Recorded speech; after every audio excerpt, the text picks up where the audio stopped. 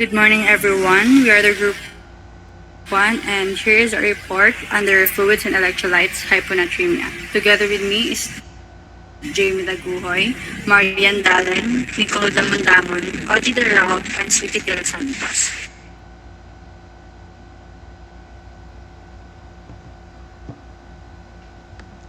For the contents of our presentation, first we have the anatomy and physiology, predisposing and precipitating factors, disease process, and signs and symptoms.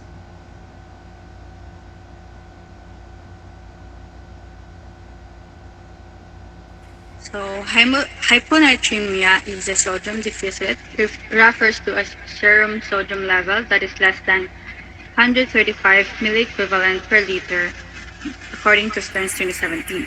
Hyponatremia can present as an acute or chronic form.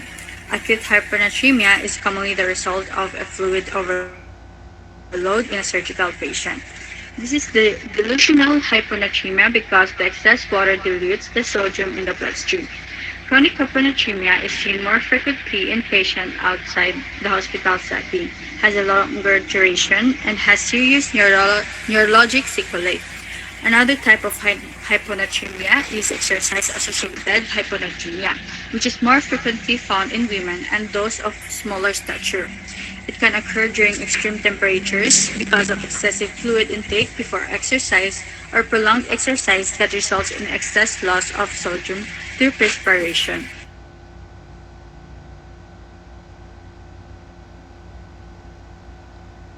Pathophysiology. Hyponatremia primarily occurs due to an imbalance of water rather than sodium.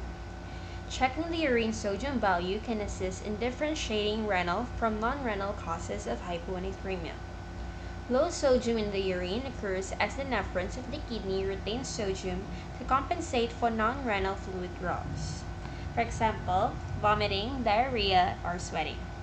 High volume concentration in the urine is associated with renal salt wasting that occurs in renal dysfunction or diuretic use. A deficiency of aldosterone, as occurs in adrenal insufficiency, also predisposes sodium deficiency. Lack of aldosterone causes lack of sodium and water absorption into the bloodstream at the nephrons.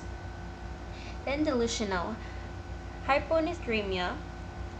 The ECF volume has excess water but there is no edema, and the excess water dilutes the sodium. In addition, the use of certain medications such as anticonvulsants, SSRIs, or demosprocin acetate have side effects that increase the risk of hyponatremia.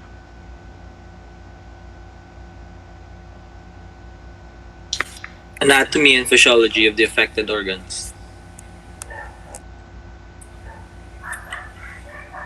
So here's the physiology of the brain mechanisms. What happens to the brain with hyponatremia? Water into intracellular compartment which can lead to edema. Brain adapts by losing solute, thus decreasing cellular water content. Rate of rate of fall of sodium correlates with morbidity and mortality. Acute cases, greater volume of water accumulates before brain loses enough solute to compensate. Chronic cases, almost complete normalization of water content in hyponatremia maintained over 21 days. Deadaptation takes longer for brain to reaccumulate its solutes, thus patients are at risk for cellular dehydration. Physiology of the kidneys. Sodium concentration is determined by water balance and not sodium balance. Sodium content is 3% are found in the intracellular space, 40% in the bone, and the remainder are in the interstitial and intravascular space. For the sodium intake, sodium is readily absorbed through the GI tract, and presence of glucose enhances sodium absorption due to co-transporter. However, intake recommended should not exceed 2,500 milligrams per deciliter. For the sodium excretion, it can be excreted in the stool, sweat, and kidneys. For the stool, it is only minimal unless there is diarrhea. In sweat, normally it is 5 to 40 milliosmoles per liter, and this can indicate cystic fibrosis or aldosterone deficiency. In the kidneys, it is a principal site. For the factors affecting sodium excretion, These are the changes in GFR, changes in tubular reabsorption, especially at collecting ducts, aldosterone and other adrenocortical hormones, natriuretic hormones, rate of tubular secretion of H and K.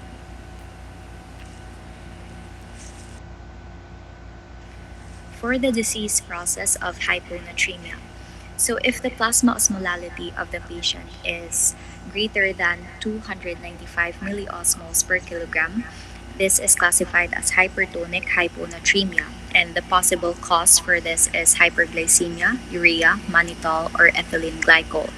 If the patient's plasma osmolality is within 280 to 295 milliosmoles per kilogram, this is classified as isotonic hyponatremia, and the possible cause for this hyponatremia is hyperproteinemia and hyperlipidemia.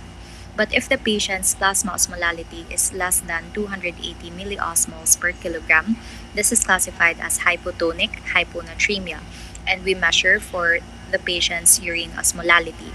If their urine osmolality is less than 100 milliosmoles per kilogram, the cause for this is primary polydipsia. However, if it is greater than 100 milliosmoles per kilogram, we assess for the fluid status of the patient because it can be hypovolemic hyponatremia or euvolemic hyponatremia or hypervolemic hyponatremia. If the urine sodium is greater than 20 milliequivalents per liter, the cause for this hyponatremia is renal sodium loss, such as diuretics. However, if it is less than 10 milliequivalents per liter, the cause for this hyponatremia is extrarenal sodium loss, for example, vomiting or diarrhea.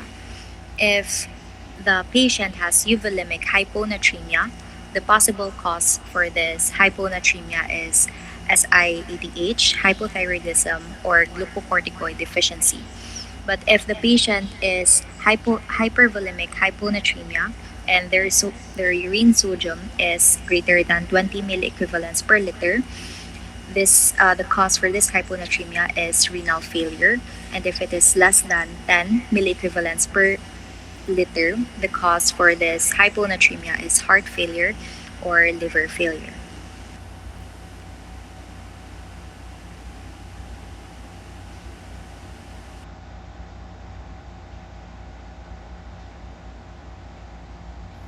For the predisposing factors, it is the age, or for the elderly, socioeconomic status, physical environment.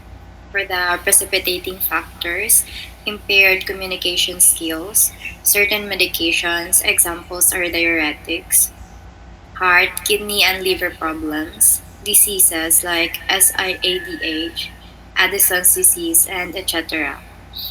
Drinking too much water, and lastly, vomiting.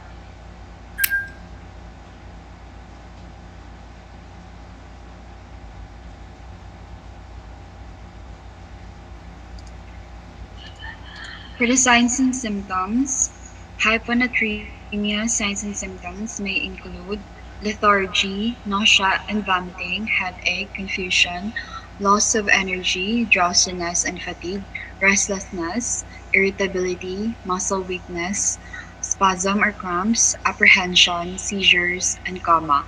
So the severity of the symptoms depend on how low the sodium levels are in the bloodstream and how quickly they fall. Hyponatremia is very dangerous for many organs, but especially for the brain. If hyponatremia, when accompanied by reduced blood